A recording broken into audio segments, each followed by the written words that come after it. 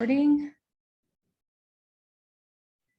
I feel like I say this all the time, but I actually think we might get out of here a little early today. Maybe I just jinx it when I say it.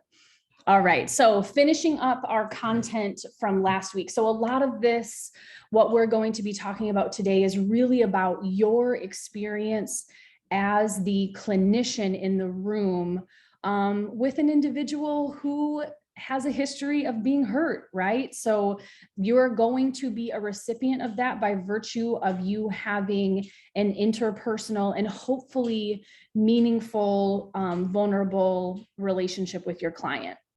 So we talked a little bit last week, just to remind you, of traumatic transference. So this is what you are receiving from the client. So we talked about projective identification, where your client may just be really skeptical of you, regardless of the attempts that you've made to ensure safety, to be congruent, to be transparent. So again, a lot of what we talk about in this class is really about having patience with the process and continually reflecting on how you are being affected in the room and what you are bringing into that therapeutic relationship. So one of the things that we do bring in potentially is traumatic countertransference. So in your role as the therapist, you might find yourself in conflict in some of the stories of your client. So here the client's the victim. Again, I as you see, I kind of oscillate or move between client, victim, survivor. This is really up to you and your client to define how your client wants to be addressed when talking about their trauma. They may just want you to like say their first name. So just be aware that, not everybody aligns with the label victim, not everybody aligns with the label survivor.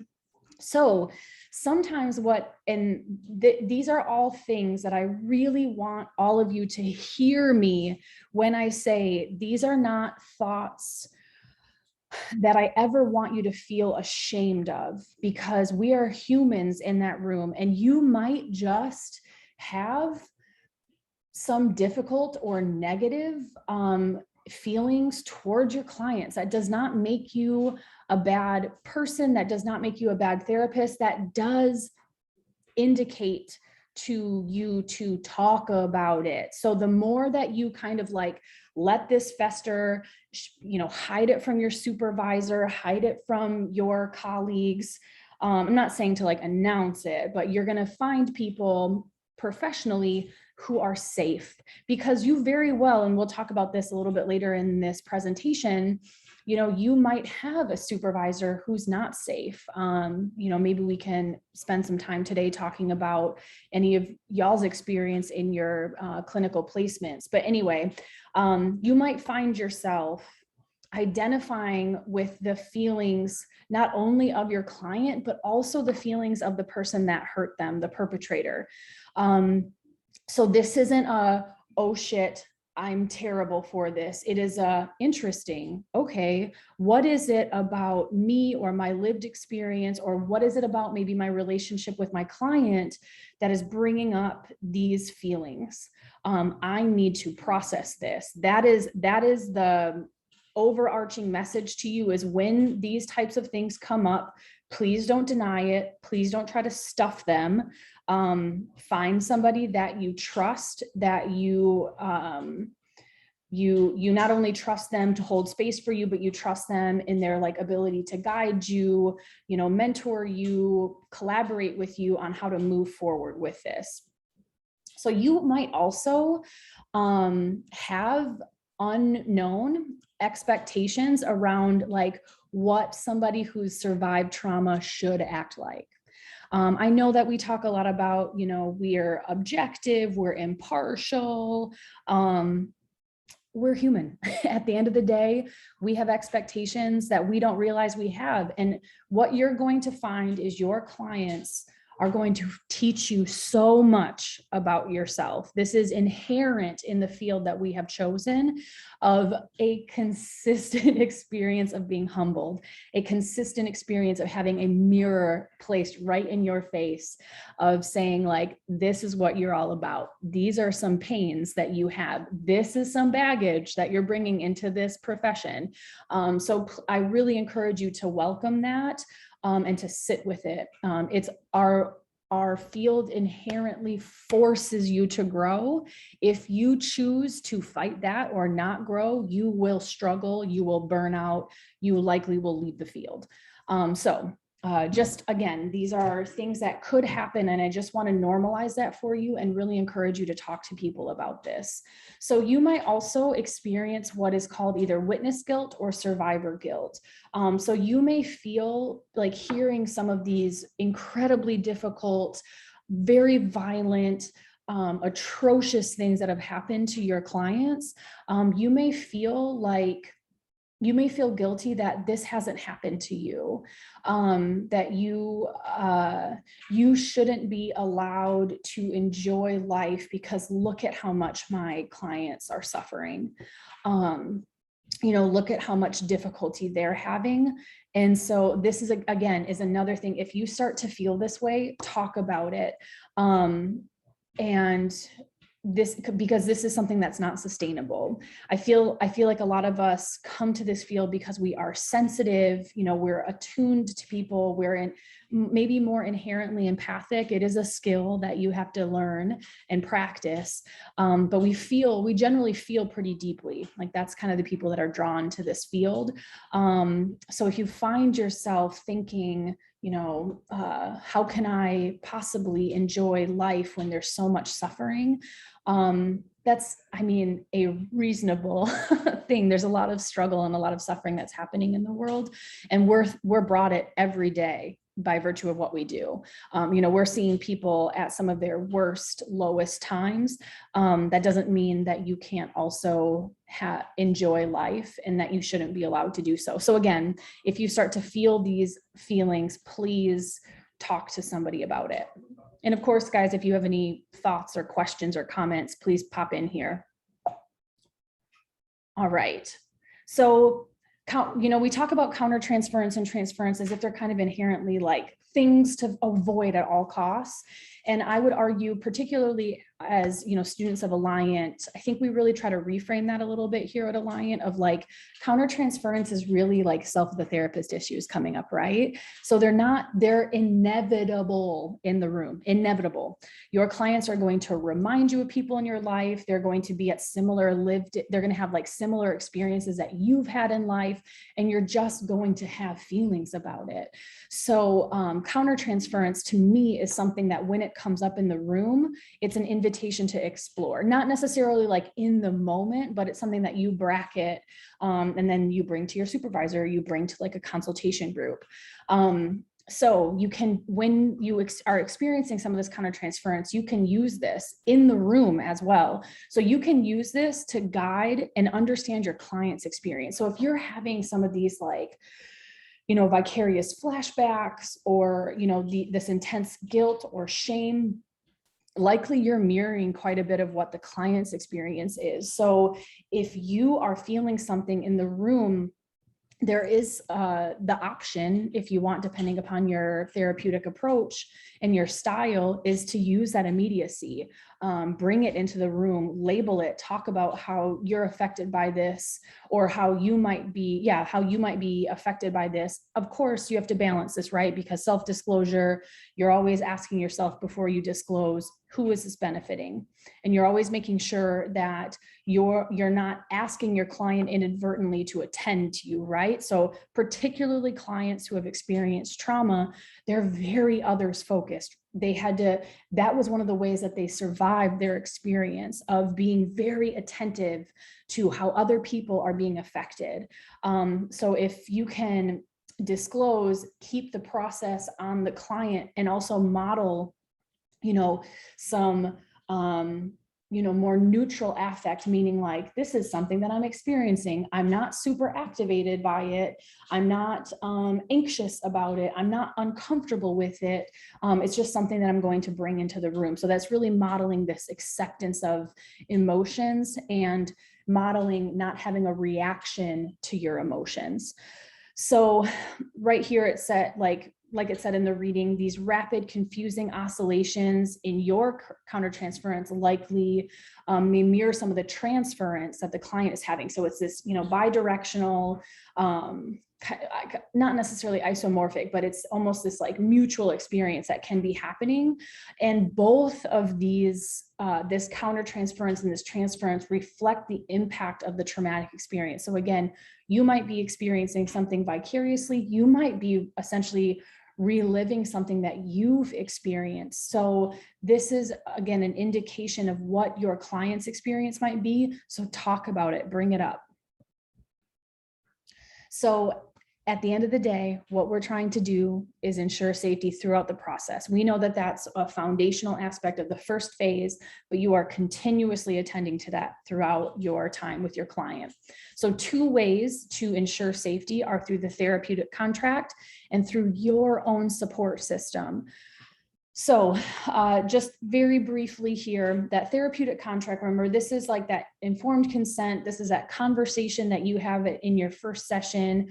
And this is an ongoing conversation as well. So there might be aspects of the therapeutic contract that you remind your client, you check in with your client about, but essentially these are like side by side, bullet points. So where the client pays a fee for treatment, you are providing knowledge and skills.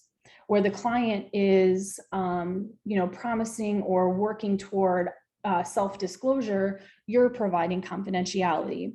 Where the client is working to tell their truth and be honest and transparent, you're listening and bearing witness to that. So you and the client both bring very specific things to the table. So these are things that you can say, in your work with me, here are a couple of things, here are a few things that I expect from you. We'll work toward it, but ultimately, here are the things that you bring to this therapeutic relationship. Here are the things that I bring to this therapeutic relationship. So you're setting those parameters right away. So in the therapy contract, so these are all things that you could have explicitly stated in your informed consent, or these could be things that you kind of give in your spiel in that first session, or both. So you bring some knowledge about trauma, right? You've taken a almost semester of it. Hopefully you continue to read on it. You continue to educate yourself. I think this is probably one of the most overarching experiences that you will have, pervasive maybe experiences that you will have as a clinician, is people coming to you with traumatic experiences. So you bring knowledge about the process, about, creating safety, the approaches, but you really need to also work with your client because they know potentially so much more about like their traumatic experience than you do. It's inherent. So this is a shared collaboration. So you can't work without the client's knowledge. And if you ever find yourself kind of like doubting the client or questioning their experience or the validity of what's going on, then you really don't have a true partnership. So I really encourage you to understand that you bring knowledge of techniques and your client brings their lived experience. And those are both crucial in healing. So we know trust is not present at the outset. It is something that is built, and it is something that will be tested, and it's something that will be disrupted. It is something that will need to be rebuilt. So this is something that you can say at the outset of, we are 2 humans in this room. And I don't expect you to trust me. There may be times where you really question your ability to trust me, or I may do something that gives you pause in being able to trust me. I really want to encourage you to share that with me as much as you feel comfortable. I want to secure that safety. I want to do everything that I can to work with you to rebuild any trust that may be questioned or disrupted. So just really normalizing some of that like touch and go experience of therapy. And this doesn't have to be specific to trauma, but I think it's particularly relevant with it. So another aspect of the therapeutic contract is having secure boundaries so that so these are boundaries around time, these are boundaries around the interpersonal relationship. What is a therapeutic relationship? So you agree to be available to the client within limits. So particularly, as we know, one of the ways or one of the diagnoses that comes, I don't know how frequently, but it's not uncommon to have, borderline personality disorder as a diagnosis for individuals who have experienced trauma. It may be a misdiagnosis, and maybe, not trauma informed, whatever it is. But one of the things we do know about individuals who have borderline is that their interpersonal boundaries, they push them.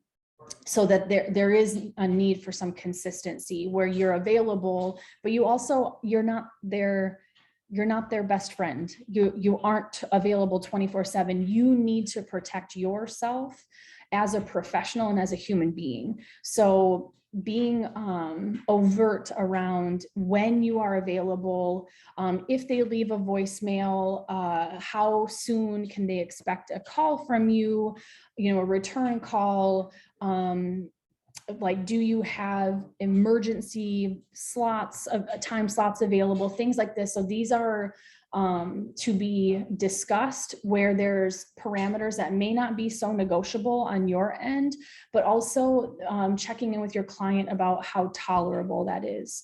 So there is some bit of collaboration with this. So these boundaries include an explicit understanding that the therapeutic contract precludes any other form of social relationship.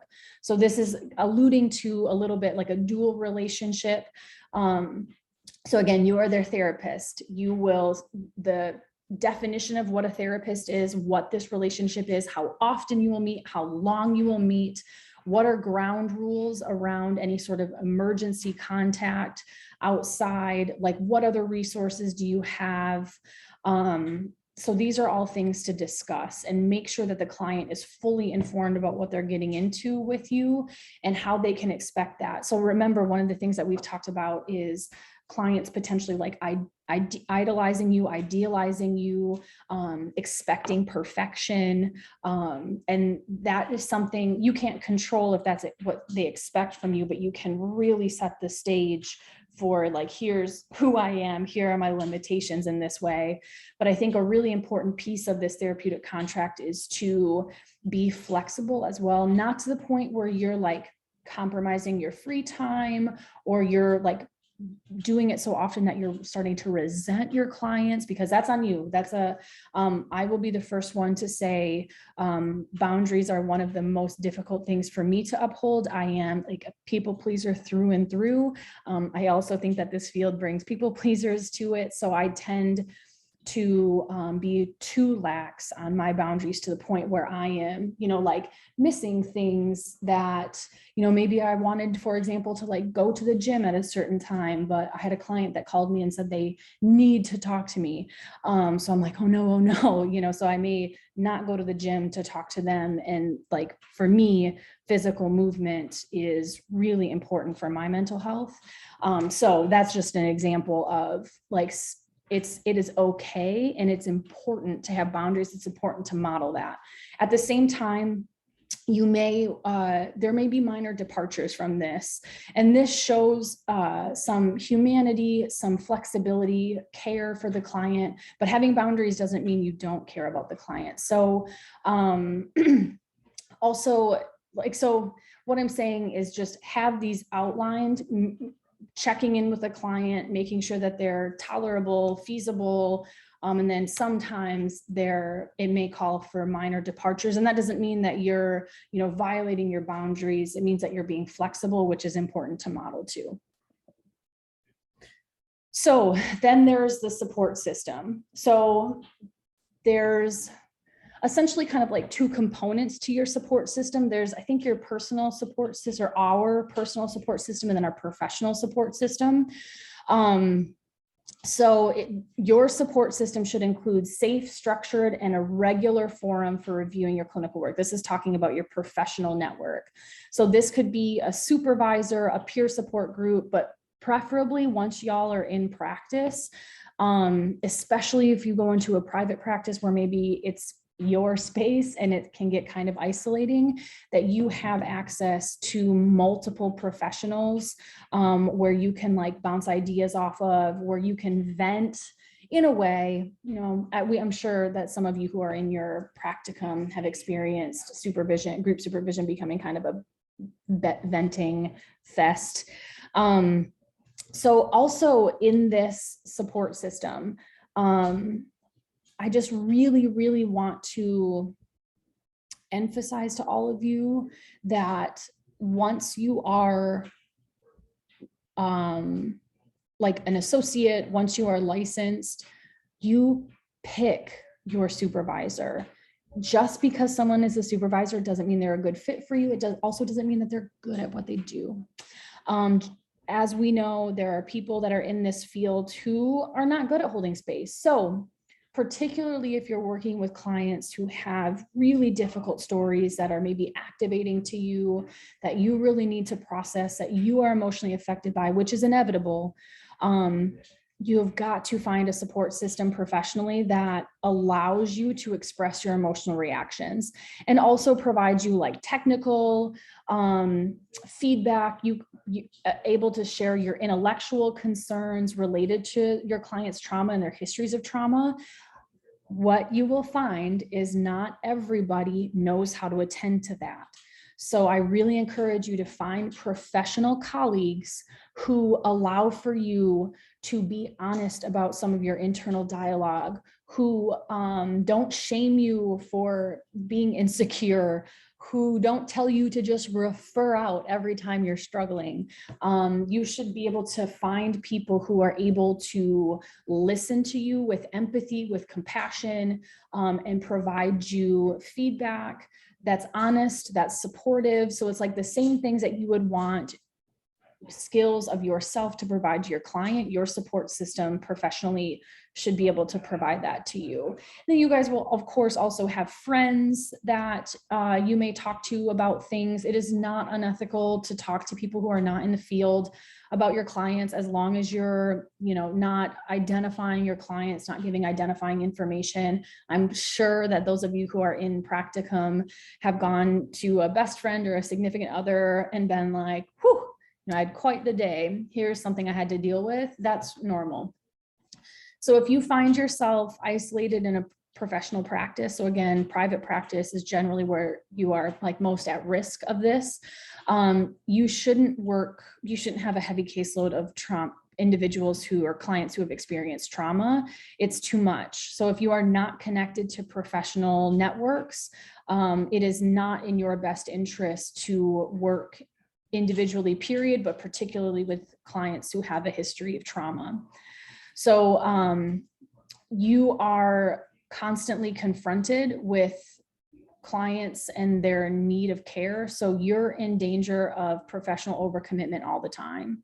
So just know that, particularly if you are, paid by the client, it becomes because we live in a capitalistic society, if you can grind and make some more money, it can be pretty appeasing. But I'm really going to encourage you to have as much of a balance where, you're not seeing 10 clients a day, or if you do that's only 1 day a week and maybe you're working 2 or 3 days a week. So full-time clients is considered 25 clients. I mean, it does make sense that maybe you think it was 40, but remember, you have to have time for intakes, paperwork, all of that administrative stuff too. Okay, so moving on to, well, before I do that, any thoughts, comments on like professional, well, we haven't gotten to burnout or anything, but just anything that I've talked about so far before we move to the next section?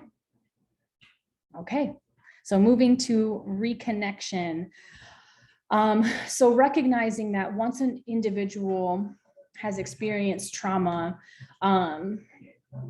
they can feel as though they are needing to be reoriented to so an individual has experienced trauma. The way that they connect with individuals, the way that they interact, I guess I will say, with individuals can change, likely does change. So then through therapy and this, so we're talking about phase 3 here of reconnection, that this can be like a whole new set of skills. These might be skills that they didn't even have prior to their traumatic experience, but just being patient with, like, so the analogy that was used here is being a refugee entering a new country. So it's like, these are rules, interactions that are foreign to me. I'm very unfamiliar with this.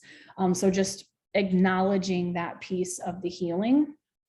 So they could be building a new life with a completely different culture than the one that they left behind with their trauma. So again, just normalizing how kind of jolting this can be of, wow, this, like, it's almost having to, get stable under your legs. And the two things that we're really working on with our clients is empowerment and reconnection. Okay, so just a note, and we've talked about this before, where therapy is kind of more like a spiral where it's a little iterative. So the phases aren't meant to be conceptualized as chronological. Like, once you have established safety, then you will move into action and processing, then you will move into reconnection and integration. You might, many times what happens once you are in phase 3 is that you go back to some of that self-care, attending to their body, reconnecting, checking in, making sure that there is safety. So remember, establishing safety happens throughout. So your client's going to give energy to care of their body, their immediate environment, their material needs, and their relationships. So these are all attending to that intrapersonal and interpersonal aspects. So the reading also talked about, so they were using the example of like self-defense, where it's like teaching the client or working with the client to recognize that fear is something that may happen again. They may feel fear. It shouldn't be expected that they'll never feel fear again, but that there's a encouragement of fighting, maybe not physically, maybe it's this where they're attending to that fear inside and doing something different than what they may have experienced before. So when you are working with your client, again, you're not working with them to say you'll never feel fear again, but they're learning how to live with it and potentially reframing fear as a source of energy and enlightenment. So there is a lot of reframing. These are, again, when you're working with clients and emotions, there's quite a bit of reframing that happens around our experience of emotions, because as we know, our society isn't very conducive to being in touch with our emotions, knowing how to express our emotions. We're just really not equipped as a society. If you were in a family that encouraged emotional expression, and held space for you, you're likely in the minority. It's really not a common experience with families. So this is your reteaching or relearning, you're reteaching the client how to accept emotions and how to work with them in a way that can be more honoring of their worth, their esteem, but also not telling them that, okay, let's say you're in an experience that, like what brought you to therapy, and let's say that you freeze or you fawn, or you flight. There's nothing wrong with that. So there should never be shame around like this, shit, you taught me how to fight and I didn't do it, so I messed up. Like there's never that message. This is just like a note. So I don't want anybody to take the message away that like now the best way to cope with any sort of threat is to fight.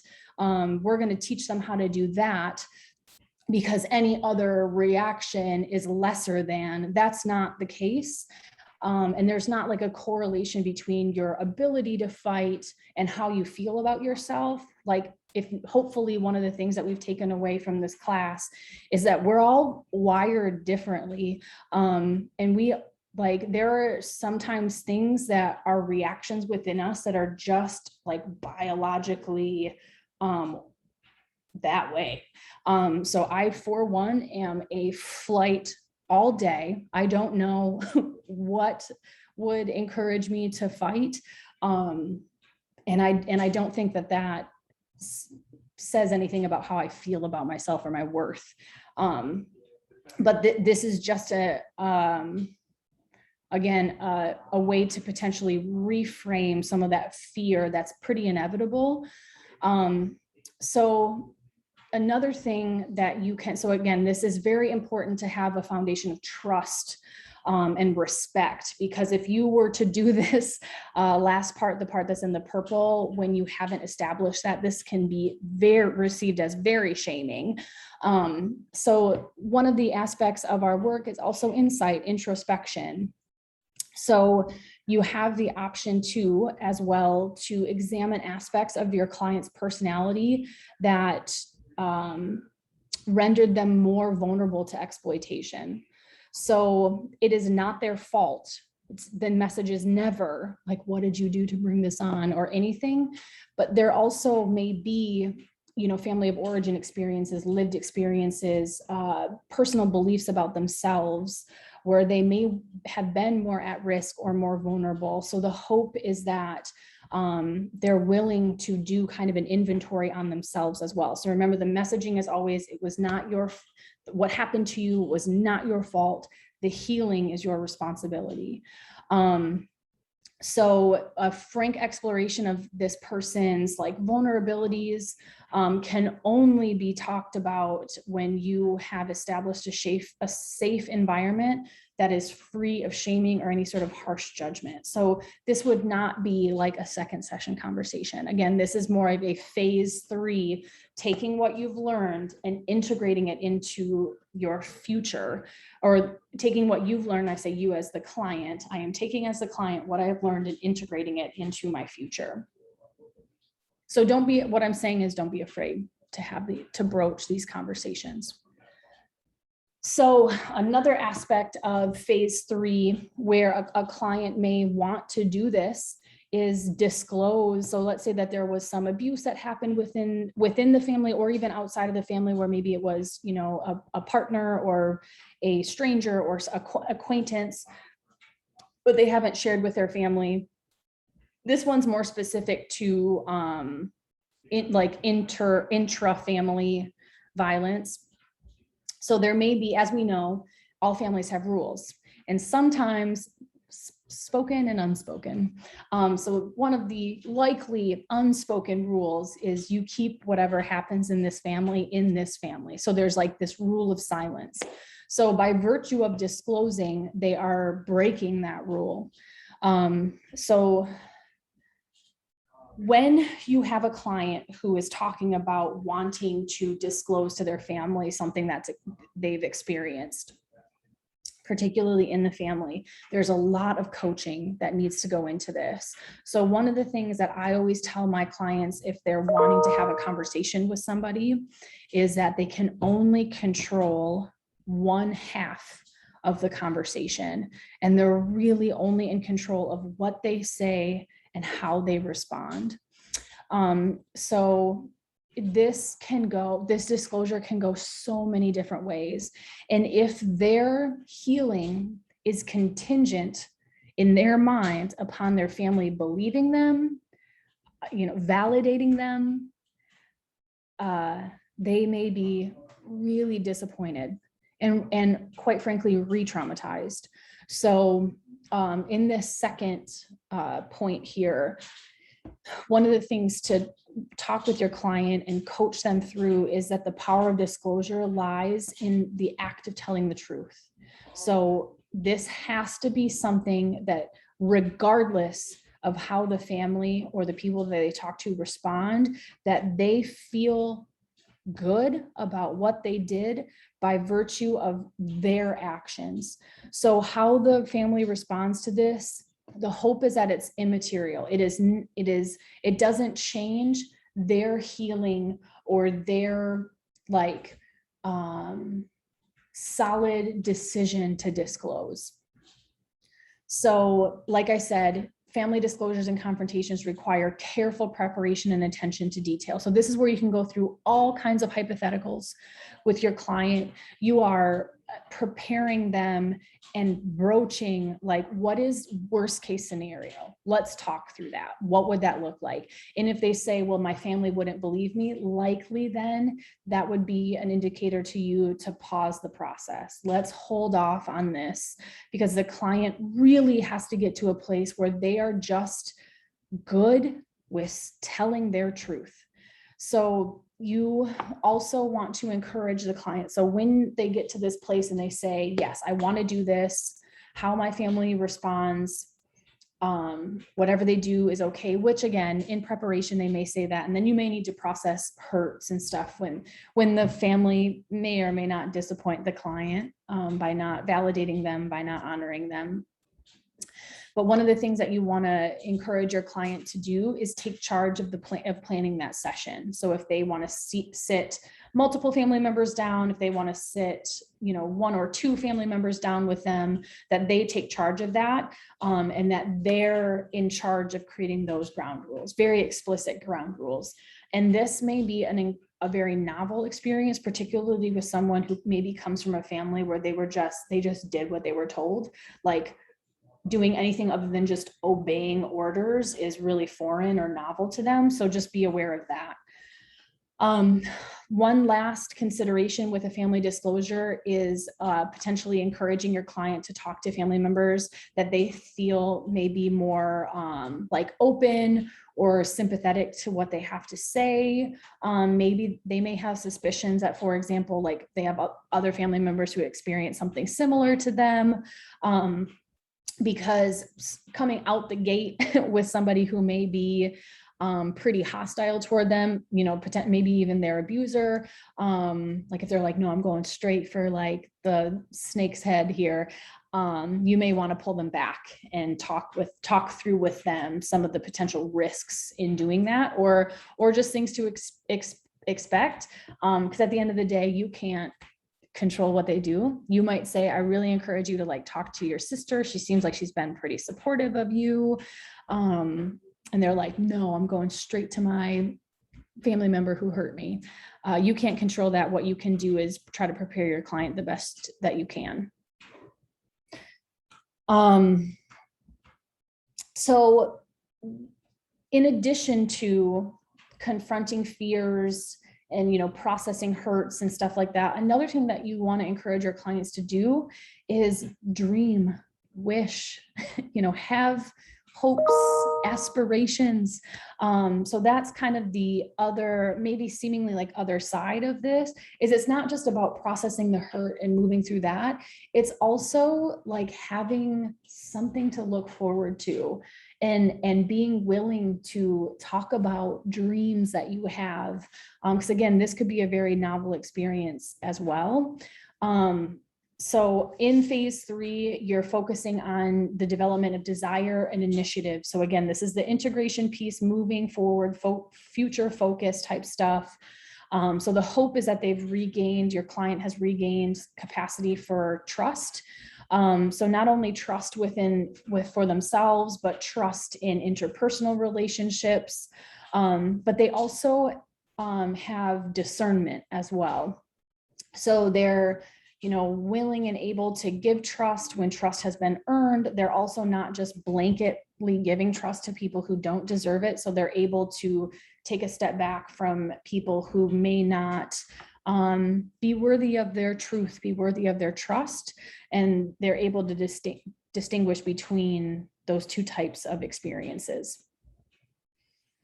Another thing that some survivors or people who have experienced trauma may want to do, so this isn't like a global experience for clients, but some clients really incorporate into their healing, finding like a mission, a purpose, something that's connected maybe to what they experienced. So this could be through things like marches, talking to people in power for policies, speaking at some event, just getting kind of like politically or socially engaged.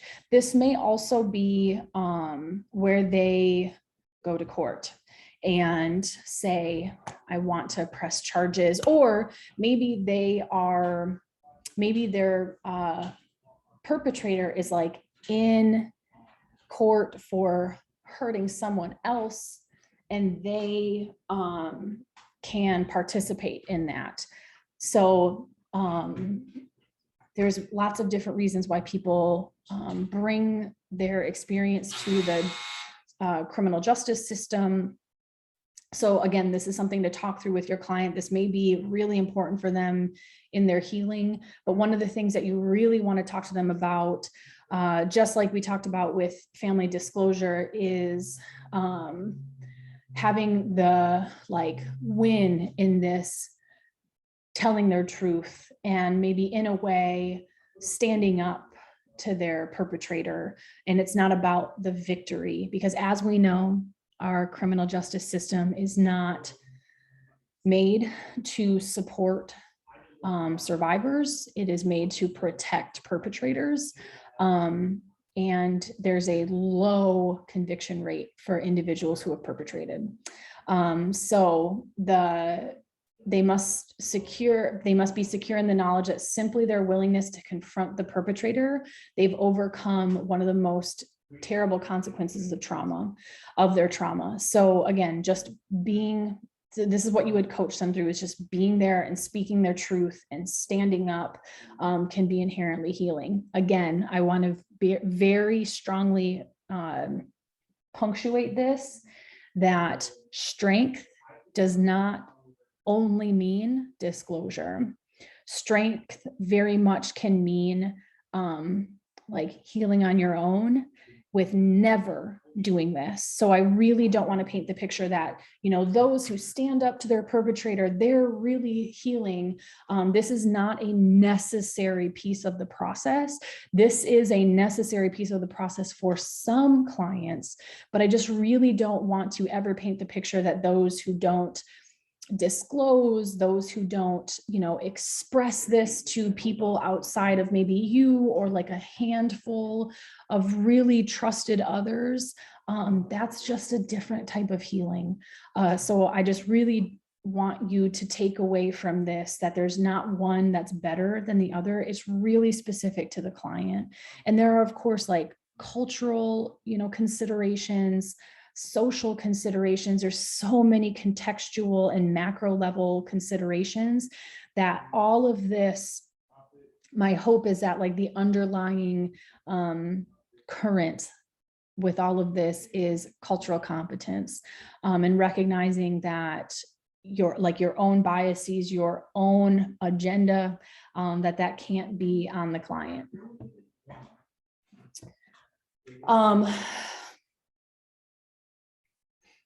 So this also, so a client, let's say a client goes through treatment and they're like, I feel great, this is awesome. And you're like, great work. And one of the things that I always do in my termination sessions is I share with my clients, things to continue to be vigilant about. I may, depending upon my rapport, I may frame them as concerns that I have for my client moving forward. So one of the things to normalize in this is so I'm the therapist talking to my client. You have grown so much, and you've done so much great work, and you've made so much progress, and it's been wonderful. At the same time, there may be something that happens along the way to you where some of your post-traumatic symptoms can recur, something like when you are under duress. So to really normalize that, to say like, if this is your approach, this is my personal approach of like, you're leaving that door open, because we recognize that stress and distress happens seasonally in life. So you have a client that went through a crisis, they've experienced a trauma, they've come to you for treatment and for therapy, and they have, skills, they have tools in their toolbox, and then life has a way sometimes of kicking your ass. So there should be a normalizing of that my door is open. If you ever want to talk to me, if you ever want a booster session or something happens, that there's not necessarily the message that you should anticipate it, but just normalizing that this doesn't mean that you're like cured of ever being affected by difficult times ever again. So when the course of treatment comes to a pretty natural conclusion, there's a bilateral, collaborative conversation that, you've both decided that this is a good stopping point. Particularly with trauma, the default is that the door is left open to return at any point in the future. And then last but not least in this PowerPoint presentation is the 7 criteria for the resolution of trauma. So these are just things to keep in mind in addition to, the phases and stuff like that. So the first criteria is that psychological symptoms of the post-traumatic stress have been brought to manageable limits. So these also aren't like in order, they're not sequential or anything like that. So then the person's able to bear feelings associated with their traumatic memories. So again, this can be iterative. You can move. Third, the person has authority over their memories. They can elect both to remember the trauma as well as put the memory aside, so they don't feel like they are controlled by their memories, that they have some agency with that.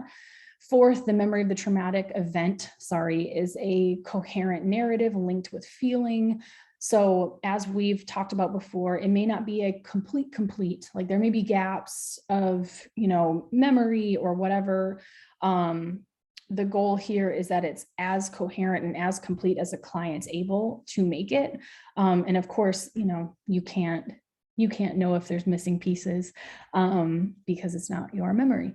But that there's so it's not so fragmented that it's like flashes or, something that happened later, then something that happened before. So it's like sequential, coherent, there's narrative. Then the person's damaged self-esteem has been restored, improved in some way. 6, the person's important relationships have been reestablished. So, if they may have isolated or, may have gone internally with shame or something like that, that they're reconnecting with people who are worthy of their trust, who are worthy of their relationship. I always use that with my clients, that not everybody is worthy of your story. Not everybody's worthy of your truth. That people have to earn that from you. 7th, the person has reconstructed a coherent system of meaning and belief that encompasses the story of trauma. So this is pretty common, symbolic, I'm not really sure the word I want to say here, of that 3rd phase. So making meaning, having some purpose, making some sense. Again, the brain wants to make sense. So meaning and belief that encompasses the trauma. So there's some reframing that happens with it. Not necessarily, what is it? I think there's some like religious circles or something that say, God gives his toughest, like fights to his strongest soldiers or something like that. Maybe not something like that. Maybe if you have a particularly like religious or spiritual person, that would sit with them, but that the client's making whatever meaning makes sense to them. All right. So I'll go ahead and stop this share. Okay, questions, comments, we are now moving into this week's material. So any feedback on last week's readings, anything that stood out that maybe I missed, or anything that I shared that you want some clarity on?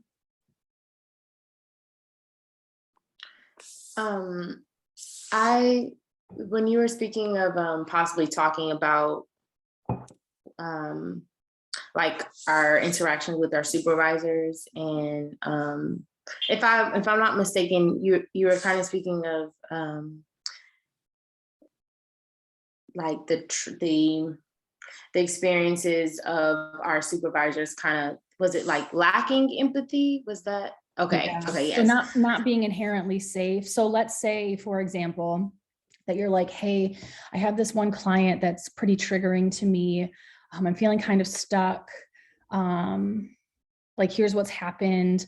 But maybe you don't feel safe to say, hey, I've had a similar lived experience, or your therapist. So that's inherent in the super, like, if you don't feel safe to even say like, hey, I have a lived experience that's linked to this, because there's something that your supervisor has done that indicates to you, like, you know, maybe they'll be punitive of like, oh, well, you need to stop seeing clients and go to your own therapy before you can ever help anybody else. There's supervisors that are just like, they're not all great. Or if you were to say, share that, and then your supervisor's response is, well, maybe this isn't a good time for you. Maybe you should refer out.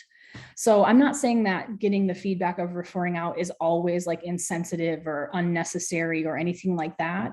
But if you don't feel comfortable disclosing some information about yourself to your supervisor, because supervision and therapy, supervision toes the line of therapy quite a bit, where you're like working through self with the therapist stuff. But if you're like, oh my gosh, if I were to share this with my supervisor, they would think I was an idiot. They would think I was whatever.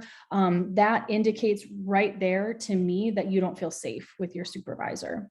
So that's what I mean of like, not all supervisors are able to hold space for you. They're not able to attend to that. They may not be trauma informed.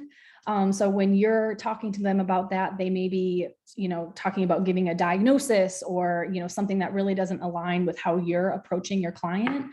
So there's all kinds of reasons why a supervisor may not be a good fit for you. And unfortunately, sometimes you can't really choose them. But what I'm saying is, when you're able to interview those people, because you'll be potentially paying them, you should not be paying them to sit there and like not talk to them for an hour or two because they're running the show or something. Does that make sense, Summer? I know I went on a little bit of a tangent there. Yeah, no, it definitely makes sense. And it actually is like an experience that I'm having with one of my supervisors. He's a white male, and yeah, I don't feel like he's trauma informed, and I feel like he lacks a lot of empathy. So I have to pick and choose what case I want to bring to him in the hour that I have with him, because I know that his perspective, or you know, the answers that he gives, it's like he makes jokes, and you know, and I hate that I have to kind of like laugh it off too a little bit. Yeah. You know, just because it's like, what is funny about me telling you about a kid's trauma, like, you know, or why do you feel like you have to make a joke out of it, or you know, like, why do you think you're funny? You're not funny. Yeah. But yeah, so I definitely have to pick and choose what I say to him, and yeah, I don't want a supervisor like that ever again. So yeah. And, you know, thank you so much for sharing, Summer. And I'm so sorry that that is your experience. And unfortunately, one of the things that we take away from supervision sometimes is what we never want to do to our clients, what we never want as an experience moving forward. Because to me, ideally, supervision is a space where you can just bring all of yourself, and that your supervisor is like, tell me what's going on and we're going to work through this, and you can tell me whatever. So yeah, if you're finding yourself like kind of filtering and, you know, picking and choosing what you're saying, to me, that's not an inherently safe environment. Anything else? All right, let's go ahead and take a break and we'll come back together at 11:13.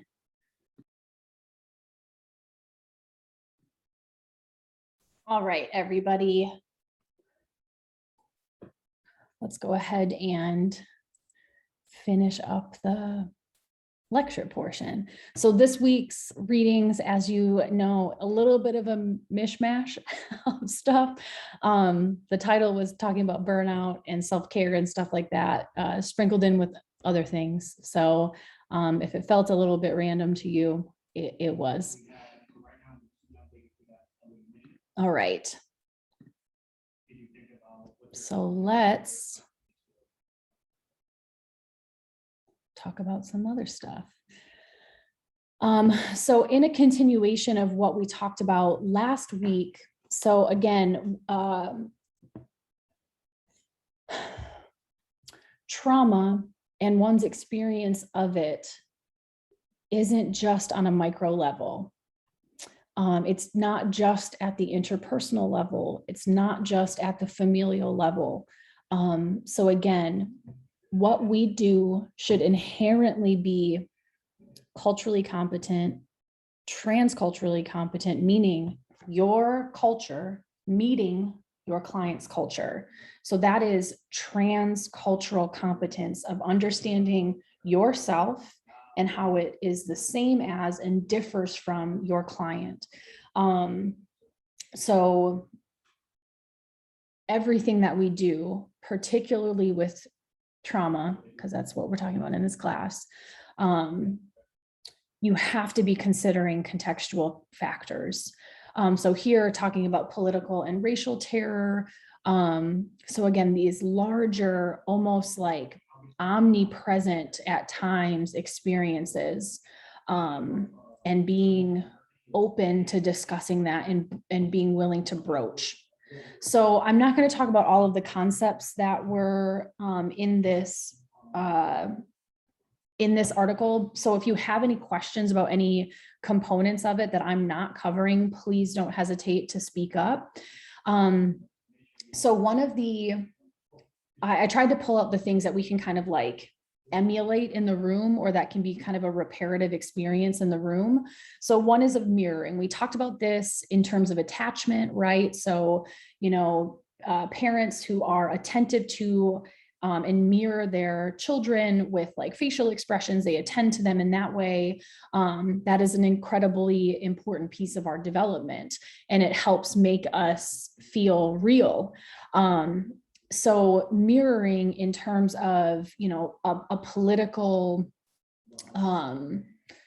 like political terror that is happening in your community, in your country, in wherever you reside, and also racially, can be a lack of positive mirroring. So if you have an experience of being invalidated, of feeling not seen, of feeling like your experience isn't honored, your existence isn't acknowledged, that if somebody has that kind of like underlying experience, which absolutely is perpetuated, potentially even informed by political and racial factors, this can lead to a person what's called splitting. So they dichotomize, you know, this is very similar and informed by object relations, right? Where we have like good and bad, you know, good mom, bad mom, because if they're integrated, that's too much. So I need to split. And that can happen within a person or with others of they're good or bad, and I'm only able to see them that way. And what we talked about last week as well is this like othering, right? So out group, in group kinds of things. And that can happen within dominant groups and marginalized groups. It is, no one's really immune to this experience. So this is something where, you know, people can be seen as good or bad by these aspects of themselves that they have no control over: their race, their ethnicity, their religion, religious affiliation. where they're seen as good or bad. So when you have a client who has potentially experienced political or racial terror, these are some things that you should be doing in the room. So you want to address any and all aspects of that client's trauma history. So again, remembering that this client may not trust you, they may not feel comfortable disclosing, they may not realize that that's even like an expectation of therapy. So again, going back to that therapeutic contract, hopefully we're making some connections with everything. So you want to acknowledge their traumatic experience, talk about it explicitly in as whatever pace, cadence, content that the client feels comfortable with. You are engaging with the client and processing their trauma. So you're moving toward the client, engaging actively in this process. So Summer, because you shared, I'm going to make a connection to what you talked about with your therapist who or your supervisor who was making jokes. Like when you're sharing about your students' trauma and your supervisor's making a joke, that is literally the opposite of engaging and processing the trauma. So, this could be met with something like toxic positivity, dismissal, denial. Like just because we are in a therapist role does not mean that we're immune to doing those things. You want to help them facilitate mourning. Again, mourning doesn't necessarily isn't only coupled with loss. It's not only coupled with death. It is, not only coupled with death. Mourning is absolutely coupled with loss, but not exclusively with death. So again, this could be mourning, the loss of the future that the client thought they had, the past that they thought they had. Sometimes with insight, you'll experience clients who are like, oh my gosh, like my parents abused me. Like I thought that I had a good upbringing, a good childhood. I am realizing now that I was neglected, I was abused. So there's some mourning that comes with oh my gosh, I'm like kind of misunderstood or, whatever about my past. So just know that mourning can happen in any, time, direction, and it happens with a whole bunch of things. You want to enhance ownership of the patient's own, or the client's, this said patient, the client's own destructiveness. So if they are doing something that's self-sabotaging, that's a pattern of something that is hurting them, this may be something like self-medicating, that they are taking ownership. Again, what happened to you was not your fault. The healing is your responsibility. And you want to allow for meaning making. So this is talking about political and racial issues that impact the client's life is inherently therapeutic. So you also want to process the remembering of collective trauma. So remember, this is a trauma that is experienced by a group. A collective trauma can be something that was experienced at the same time. So for 9/11 would be a collective trauma. It can also be a collective trauma intergenerationally. So like we talked about last week, the intergenerational effects of the Holocaust. That's a collective trauma that affects different generations. So they didn't all experience it at the same time, but it's still something that is shared. So this is something, again, that collective trauma can be experienced by a family or a group. So we're talking specifically in this about political policy or politics and race or ethnicity. But this is if your affiliation with a group experienced that trauma. So I've talked a little bit about this. I've at least kind of alluded to it, is, there are some spaces where neutrality can be seen as apathy. It can be seen as complicity. Is that the word? Being complicit. So sometimes having this very impartial kind of I really think of almost like Bowen, right? Like Murray Bowen really positioned himself outside of the family more as an observer, this coach there wasn't a whole lot of emotional connection because he was wanting it to happen amongst the family members. So to me, like Murray Bowen was kind of like the quintessential neutral position. So if you ever see like any of his work, any of his videos or anything, I think he's a good example of this. But sometimes when you're so neutral, because as we've talked about, particularly in experiences of injustice, if your client has experienced injustice, there is a difference between a like technical neutrality in terms of like what we do of like, you know, allowing space for whatever to happen, to not be emotionally emotive or anything like that, and moral neutrality. So neutrality in some of these cases, like having this very detached position, can actually be a hindrance to inquiring about your client's experiences of political and racial terror. So this also can be informed by maybe an insecurity. So for example, if as a white woman, I may be hesitant to discuss racial terror with my clients because I haven't experienced it. Maybe I'm uncomfortable because I don't have any lived experience with it. That cannot be the reason that you don't talk about this stuff.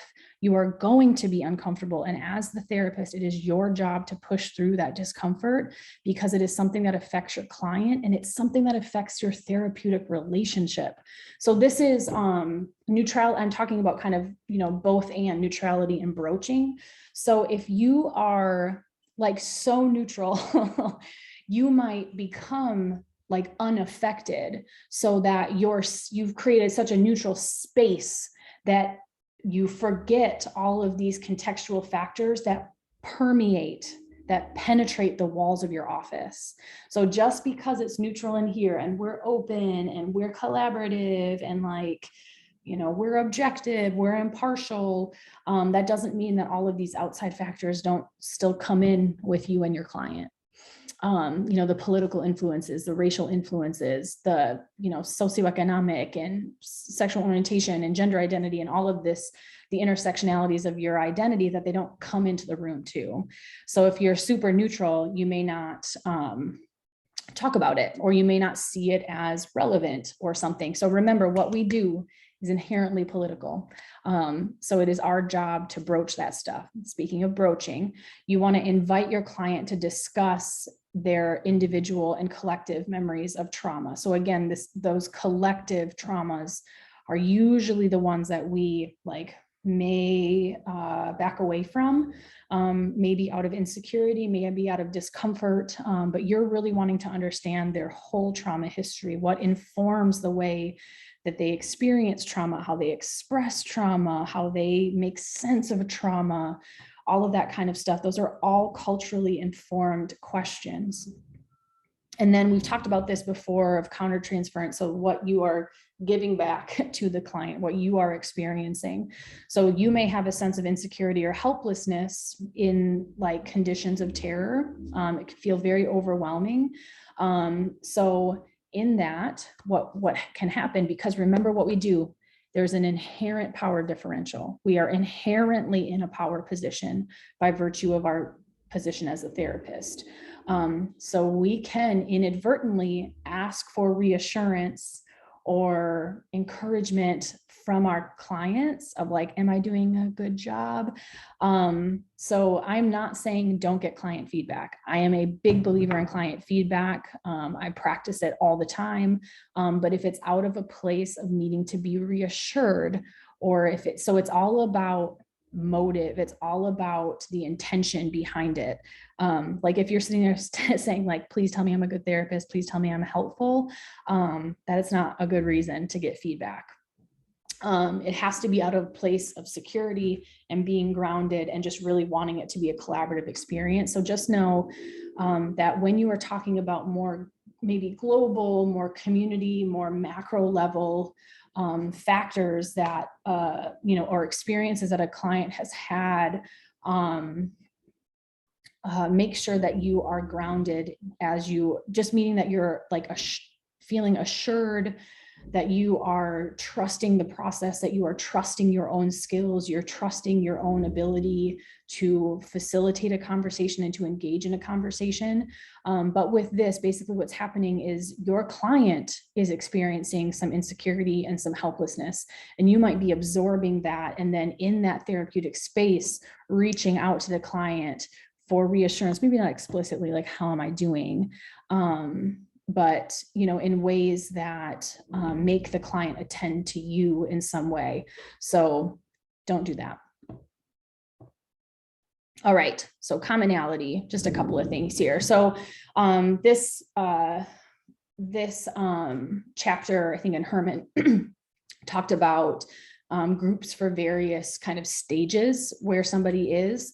So remember when we talked about groups last week, 2 weeks ago, that one of the very important things is making sure that every participant in a specific group has a similar therapeutic window, right? So a similar tolerance for intensity, for, interpersonal conflict, things that are kind of inevitable in a group setting.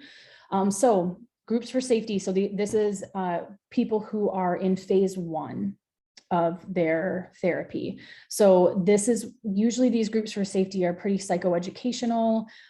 They're pretty cognitive. They're more exploratory. You're not getting into the emotions because we haven't really taught you need to teach the skills of emotional regulation. You need to teach about trauma and how trauma affects the brain, how it affects their physiology, how it affects them interpersonally. So they need to know all of this information before they can start to process the trauma that they've experienced. So in these groups for safety, you should be exchanging information on any sort of traumatic syndrome. So this could be, complex trauma, developmental trauma. So maybe some of these things that aren't in the DSM, it could be PTSD, all of these, you're just giving information about all of these like symptomologies. Identifying common symptom patterns. So again, you're educating the person on what this looks like, how it may manifest, how it may affect them, and then sharing strategies for self-care and self-protection. So these groups can be interactive, but you're really interacting on the material, on the content. There's not a process piece. So it's not, how do you feel about the information that's being presented? It's what do you think? So really keeping them cognitive. So in these groups, you want to foster the development of their strengths. So we are, as marriage and family therapists, we are strengths-based. We work out of a wellness model, encouraging their coping abilities. So not only highlighting the ones that are already there, honing the ones that are already there, also teaching other ones, and then offering all group members protection against being flooded. So again, this is where you're not talking about traumatic events, you're not processing the material, you're not diving into memories, you're not diving into feelings. That's what keeps these groups for safety highly structured. So then kind of a comparison, I guess, maybe. So I'm talking about phase 3 here. So one of the things that I wanted to highlight here is one of the experiences that you very likely I guarantee, I'll do that. I will guarantee I will bet any of my future earnings that you will have a client in your professional future that comes to you thinking that they are the only person on this planet that experienced this thing or is reacting in this way.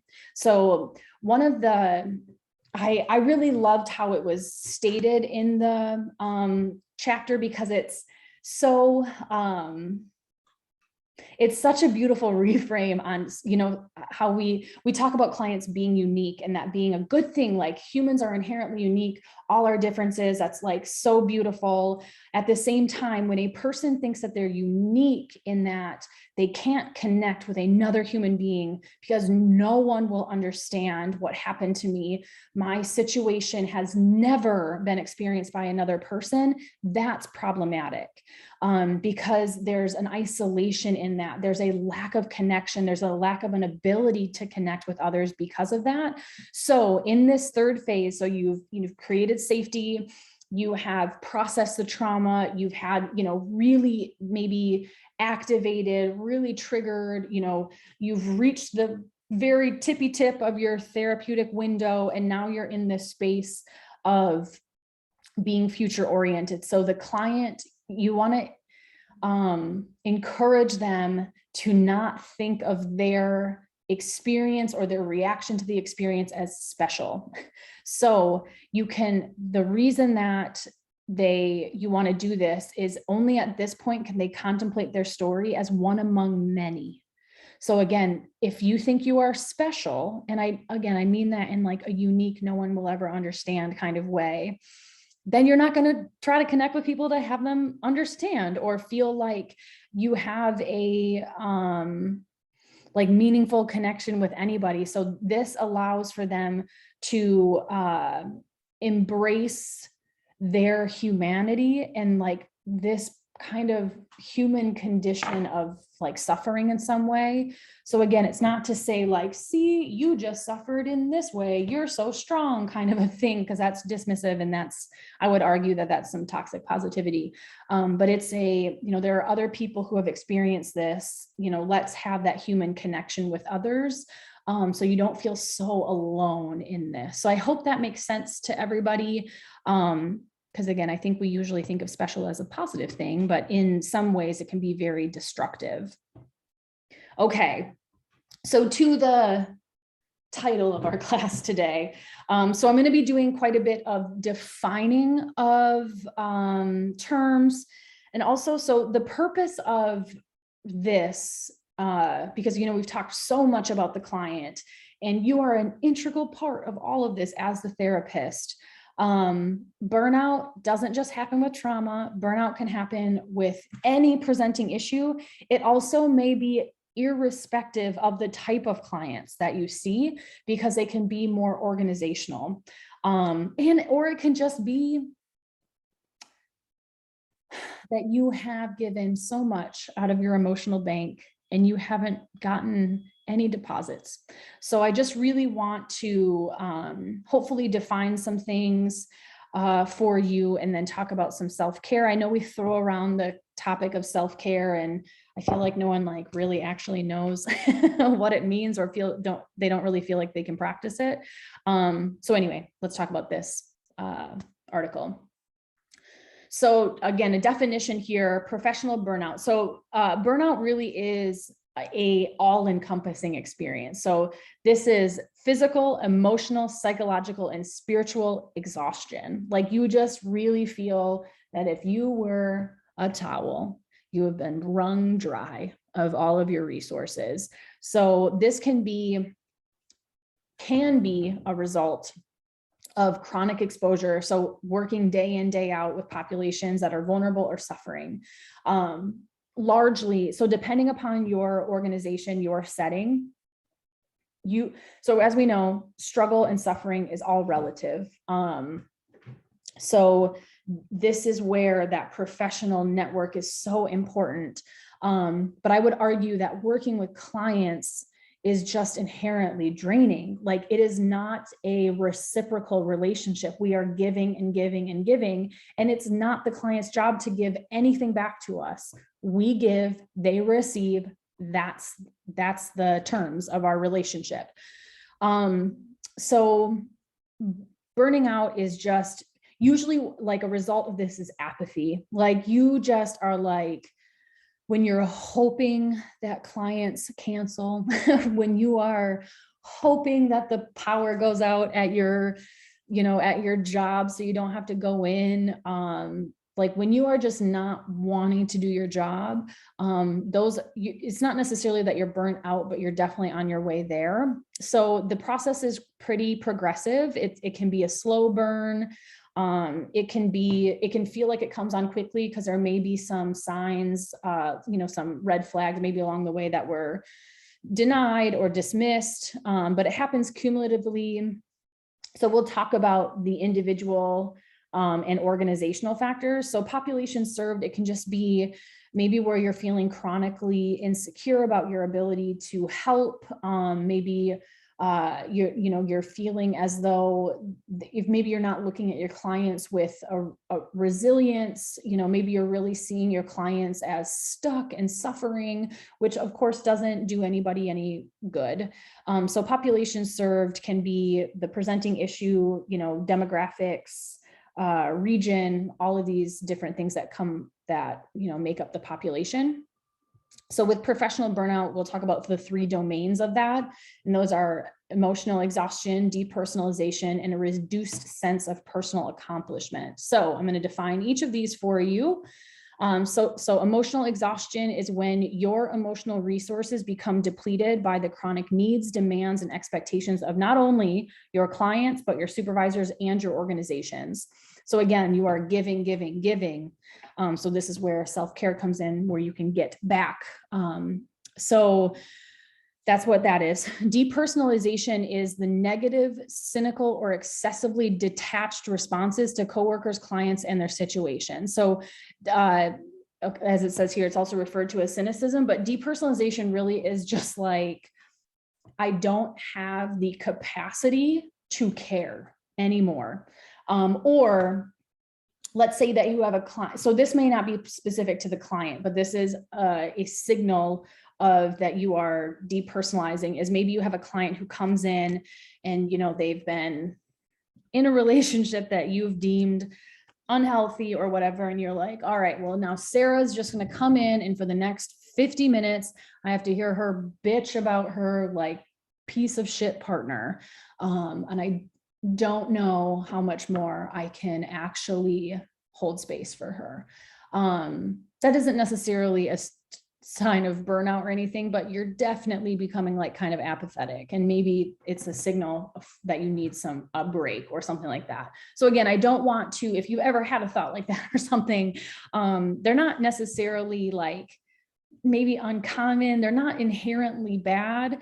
But again, if you are finding that you just have a lot of difficulty holding space for your clients, you've likely started on your path toward professional burnout. Then there's the reduction in one's sense of personal accomplishment. So many times, we come into this field because it's not fully altruistic, right? Like we get something out of helping our clients. We feel a sense of accomplishment when we see somebody make progress. We feel a sense of accomplishment when we get feedback from somebody saying that, we were so compassionate.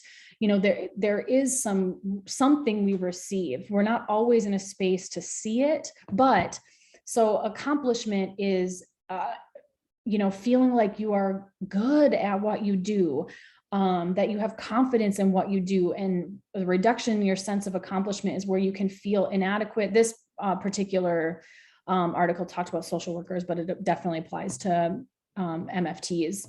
When you're feeling inadequate when your clients maybe they're not making the progress that you expected, which also is something that should be challenged, because if you expect your client to respond in a certain way, you might be setting yourself up for some disappointment.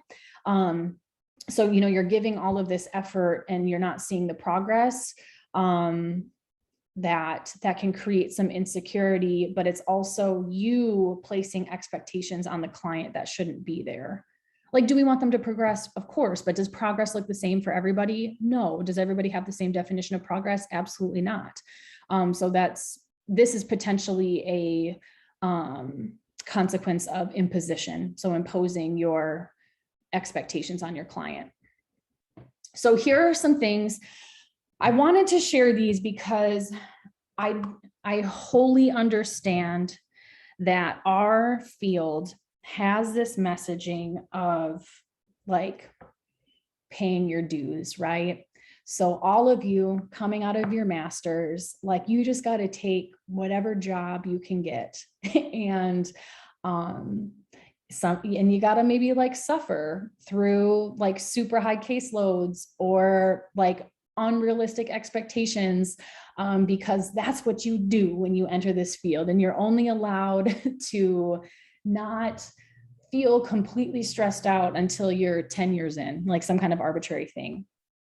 So I'm here to tell you that I think that that's a very antiquated way to think. I feel like that's a very very much like a destructive entitlement type of mentality of like, well, I had to suffer through this, so all new therapists must suffer through this. So I'm just here to tell you that you don't have to hate your job. You don't have to hate the organization that you work for. I do absolutely understand that sometimes you just got to kind of put your head down and do your work because you need the money, or there's some other like contextual factor that keeps you in this position. What I'm here to say is that if there's the mindset that this is a rite of passage, I want to challenge that. So if you're working for an organization where you have like crazy high caseloads, you don't have any control or influence over any of the policies or procedures, they're very rigid, there's no negotiation, there's unfairness in the structure and the discipline, you don't have peer or supervisory support, you didn't really get any on-the-job training, just kind of threw you in and said, like, do your job, you know what to do. If there's bureaucratic constraints, if there's inadequate supervision, if there's a lack of availability of client resources, like, assessments, worksheets, trainings, like this type of stuff. Or if there's a lack of acknowledgement for vicarious trauma, what is it? Something stress or compassion fatigue. What was the secondary traumatic stress? You might burn out because that's a shitty organization. And they exist, and you are a cog in the wheel, and you are replaceable. So just so you know, if these things are existing within an organization, you are absolutely at risk of hating what you do, of burning out, and leaving the field. This is not a healthy organization. This is not conducive to you thriving. You have put in a lot of work to get to where you're at. You are going to have a master's degree. You are going to be a licensed marriage and family therapist. And you are deserving of better organizational factors than this. So there are also individual factors that may make somebody like more apt to or at risk of burnout. So these are maybe like interactions between coworkers and stuff. So if you have conflicting relationships with coworkers, that of course creates a crappy culture at your place of work. You may have different individuals, coping styles or personality styles. So this is, kind of all the interpersonal navigation that we talk about, where I continue to be blown away at people in our field who are in positions of power who have no ability to do this kind of stuff. So again, I think one of like a wake-up call for me in this field is that just because we teach communication, because we are supposed to be like interpersonal kind of experts, right? This is what we study, that people still in their personal lives have no ability to navigate this.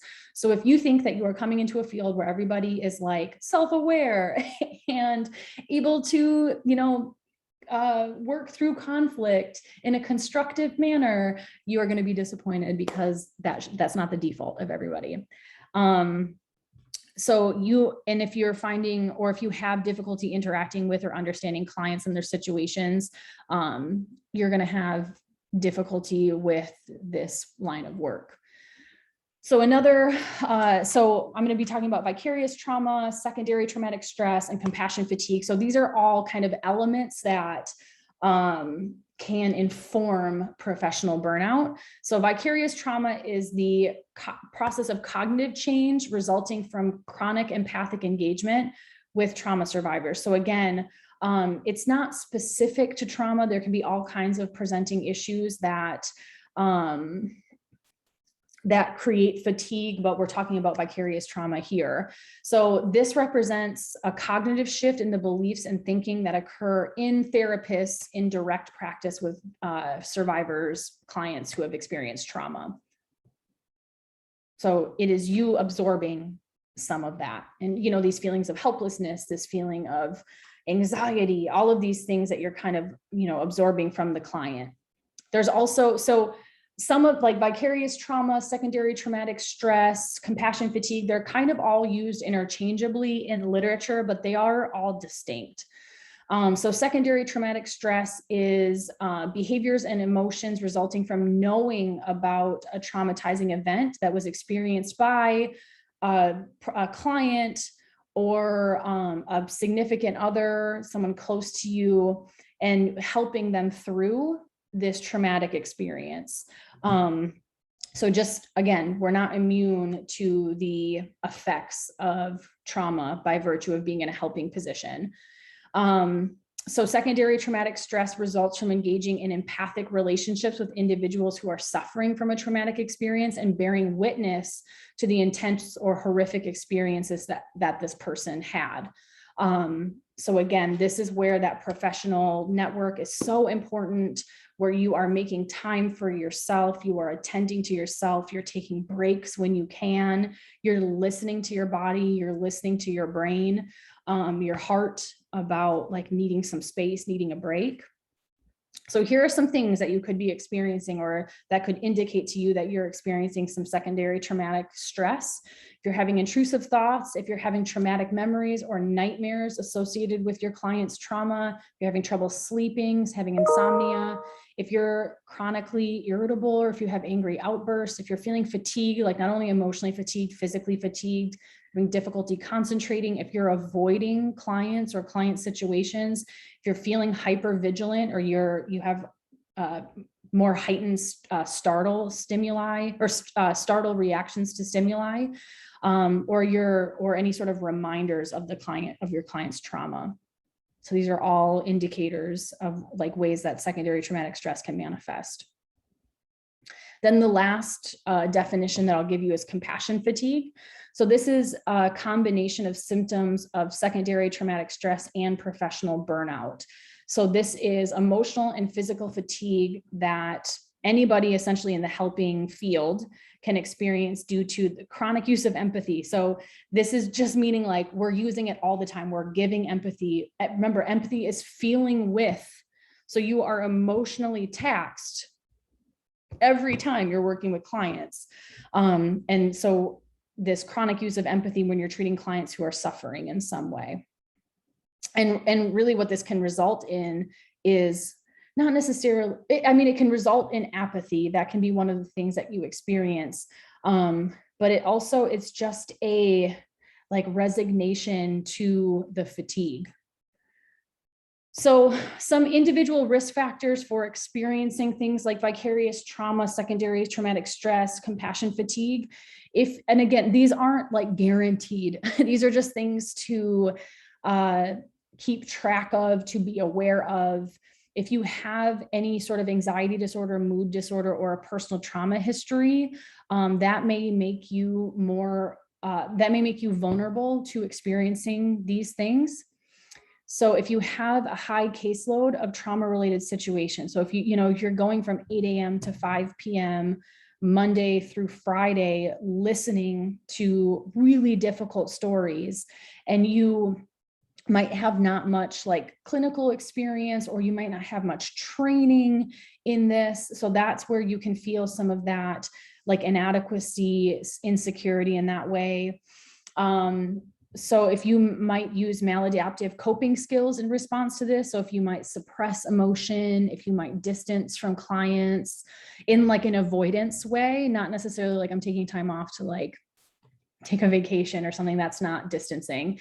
Or if you're reenacting some of the abusive dynamics in the room that the client is talking to you about, like maybe if you're seeing like inadvertently or subconsciously kind of like siding with the perpetrator. These are all risk factors. So then we talk about self-care a lot in this field. And so what this is you're utilizing skills or strategies to maintain your own personal, familial, emotional, and spiritual needs while you inevitably attend to the demands of others, of particularly your clients. So here are some strategies that I really encourage you to start practicing now while you're in grad school and you have other people to like keep you accountable. You have lots of eyes on you, lots of interactions with classmates and colleagues and stuff like that. So again, if you are in an organization that doesn't allow you to do this, you may want to think about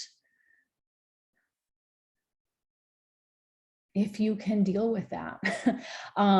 So setting realistic goals with regard to workload and client care. So if you're saying like, you know what, I think I can very empathically and compassionately attend to 20 clients a week, and you work for an organization that says, LOL, you must see 50 clients a week for 45 minutes each or whatever, you might ask yourself, can I do this? Is this reasonable?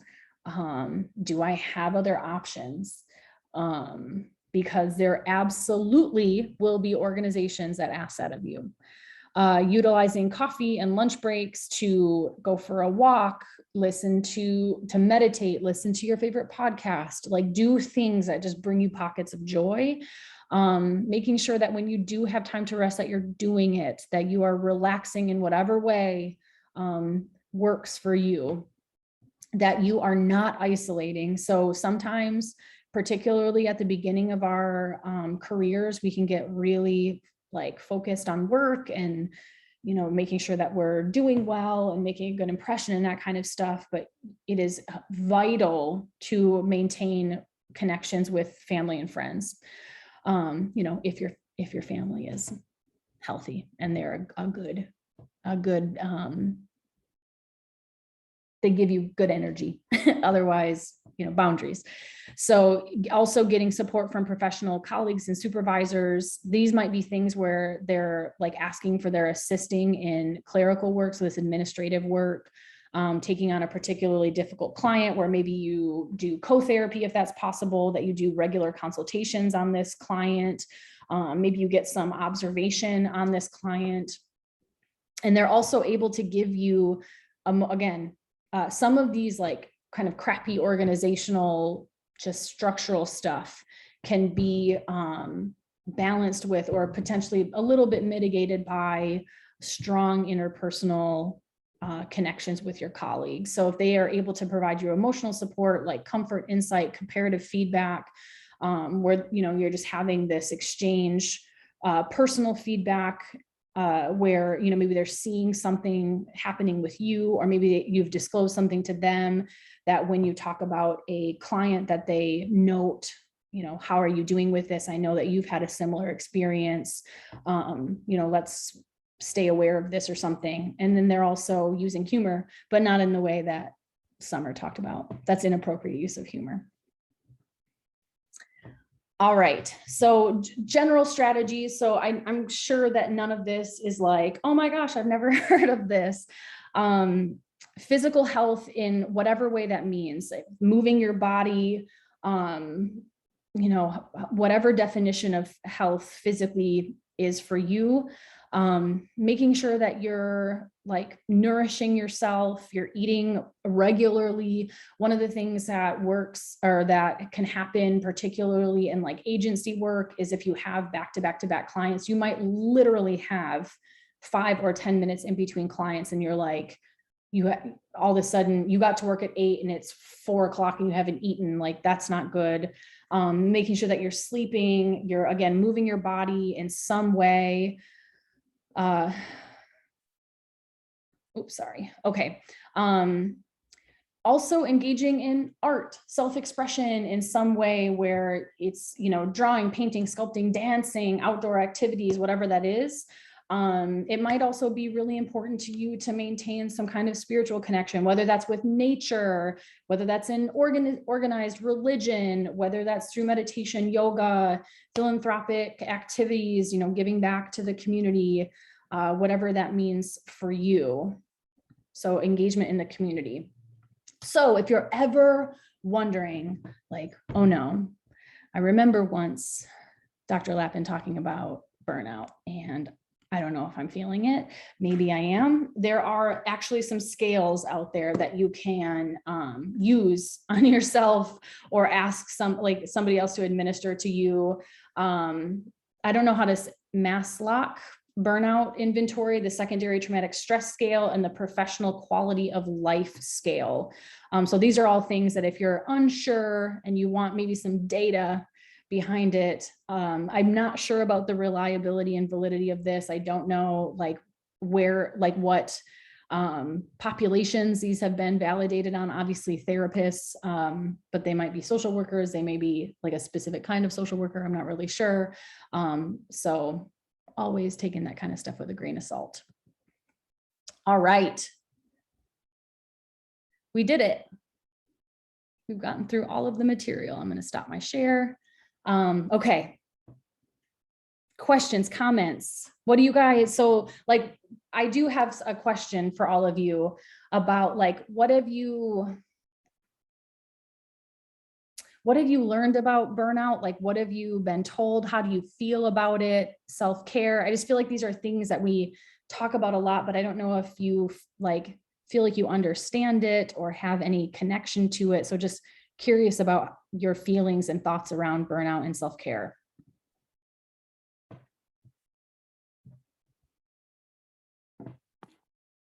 Just kind of in general, I feel like the work that we're doing produces a lot more burnout than someone who just kind of goes to job for a paycheck. Because it's a lot easier for that other person to separate work and personal life because it's just a job. It's just, you know, what I do to get money. But because we're in this for more than that, I think it's really easy to take that work home with us. And I experience that a lot where, you know, my clients' problems aren't solved. And so I'm marinating with that, you know, throughout the day and throughout the weekend. And kind of like what you said earlier, not to this extreme, but like it's kind of hard to have fun and be happy when we know all these other people's problems and that it's our responsibility to kind of elicit change, and it's difficult. Yeah, I appreciate, thank you for that, Miles. And I saw also that you said in the chat that you haven't had lunch at lunchtime either. So some organizational stuff, right? I appreciate the term that you just used of like, it's our responsibility to help facilitate change. And that might be like, I want to challenge that a little bit. Like, yes, is it in a way, like, is it our job to be present, to hold space? Yes. Oh man, but like, to me, that term responsibility, like if you are owning that an ounce more than like 25%, you are probably taking too much responsibility. So I don't know if this is helpful to anybody else, but one of the things that, you know, I'm just thinking like when I came into my master's program, they were like, are there any populations that you like are really excited to work with, or like anything that you have any anxiety? And I was like, I just want to help everybody. And like, I think I can help everybody. And I've come to realize like, I can't help everybody. And like, there are people that I have no interest in working with. For example, children. It is not my jam. I would happily work with their parents all day, but like, I do not thrive working with kids. I love them. I think they're wonderful creatures. But I therapeutically, not interested. So like, that's a thing that if you're like, I want to go to Sarah and bring my child, I'll be like, let's not do that. Like, I think that is a like belief coming in of like, I can help everybody and I want to help everybody. And I you know, I think that there's validity in the desire to help, but I also think that you really have to see that you're a human being, and that your responsibility, like you are not your client's like last resort. You are not the curer of things. One of the terms, or one of the things that one of my mentors told me was like, you are a stop along their journey. Like they have an experience before you, they will have an experience after you. And the hope is that you've made a positive impact in some way. And another thing that has always been so interesting to me since I read it there's this article on like pivotal moments in therapy. So like, if I were to ask any of you who have worked with clients, like, what do you think was like the most meaningful or like maybe cathartic or something thing that was said or happened in session, you'd probably be like, oh my gosh, yeah, me and my client on the same page. We're like super vibing. We're in it together. We can only predict or not predict. We can only identify pivotal moments at the same rate as our clients 30% of the time. So like, just know that we're like, there's not necessarily that there's a lack of attunement, but you might say something that you're like, chef's kiss, this was so beautiful, like I changed their life. And if you were to ask your client 2 sessions later, like, do you remember me saying that? They'd be like, no. And like, they'd be like, oh, but this one thing that you said, like, oh my gosh, I've carried it with me for the last month. And you're like, when did I say that? So just know, like, there's so much humanity in what we do, that is like, I want to challenge any thoughts of like responsibility that like, if I don't do this, then my client will not survive. I always say like, that's kind of audacious of you. You're not that important. And I mean that with like all the love and compassion that I have. And I mean that as a very protective thing of like, we're just not that important. And I mean that because your client is inherently resilient. Again, I know I've said, my hope is that we never have to use that term in the future because the systems that create a necessity for resilience won't be there. But anyway, I'm getting on a soapbox. So other thoughts, thank you, Miles, on self-care and burnout. I feel like I've experienced not necessarily like burnout to the point where, you know, you feel like you don't even have the capacity to like hear what the client is bringing to the therapeutic room. But I feel like there are times where I like reflected and I've gotten the sense of like of feeling like I don't even want to go to the site, you know, because I think about, am I really helping? Is like, what is going to come out of these sessions? Just more so like the anxiety of it, to where you kind of don't even want to step into it. Yeah. And so I've had to like reflect and like also pour into myself in ways that I know was going to help me. Yeah. And it did. But it was, I really found that part to be something that I'm going to have to continue to work through and work with as time goes on, because it's just the beginning. But like, just identifying that as like, okay, sometimes I feel this like anxiousness and this part of me that just like has a hard time even processing someone else's trauma, like, you know, outside of my own and what I'm experiencing, and having that desire to even want to go every single day and like, yes, this is going to be great. Like sometimes it is challenging to even have that like spirit all the time, you know? Yeah, thank you so much for sharing, Summer. And one thing that I really do want to like punctuate for all of you is, I would argue that the position that you're in right now as being a student and also a practitioner, you're probably at the most vulnerable for fatigue. Like, because you're not only seeing clients, we are expecting you to like be present in class, to write papers, to read for hours a week. Like there's so many expectations on you, and you're being pulled in so many different directions, that I just really want to, like, when you're feeling fatigued, when you're feeling insecure, when you're wondering, can I handle all of this, that it is so normal. And like, I don't know if this is helpful, but like, it really does get easier once you're done with school. Because just think of how much you do that has nothing to do with your clinical work. how many hours a week that you put into just stuff to like make it through your master's.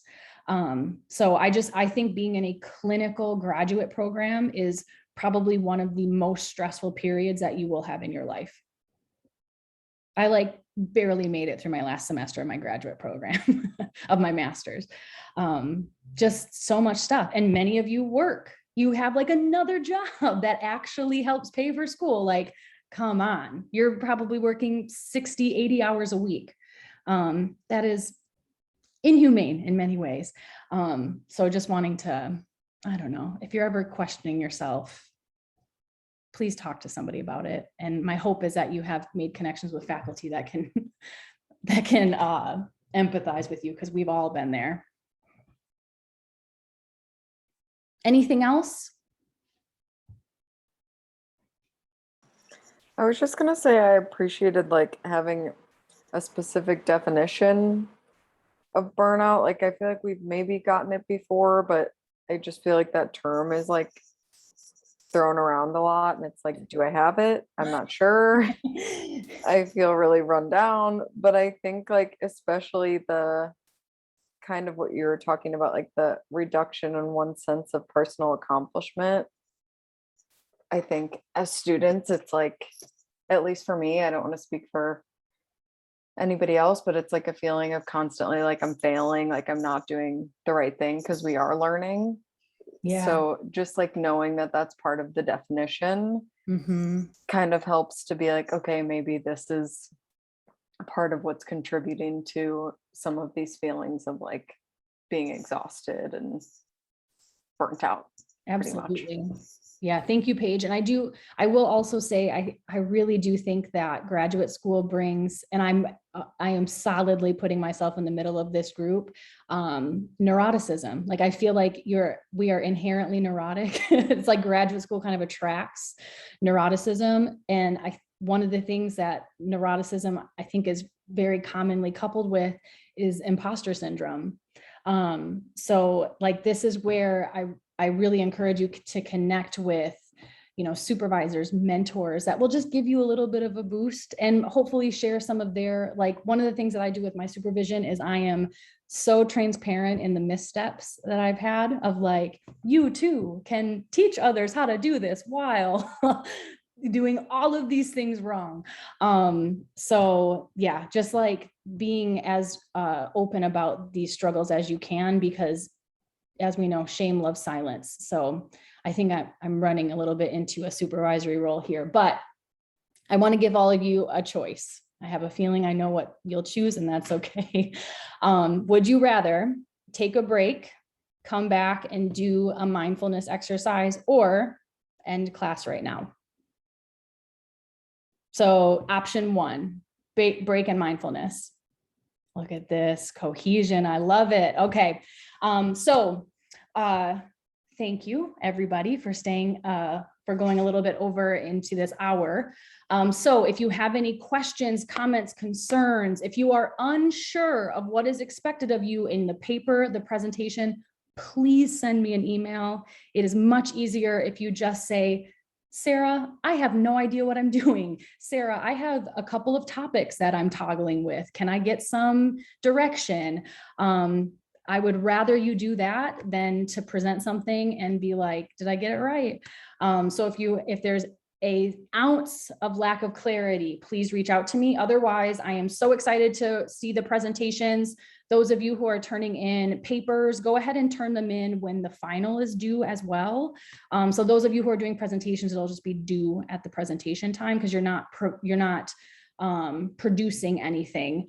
For those of you who are doing the presentation, please, if you could turn in your presentation as your paper. So I have something in Canvas. Does that make sense? So where you would turn in a Word document, you're turning in a PowerPoint document. Okay, awesome. Thank you, everybody. Have a wonderful rest of your Tuesday, and I will see you next week. Thank you, Dr. Lappin. Thank you, Dr. Lappin.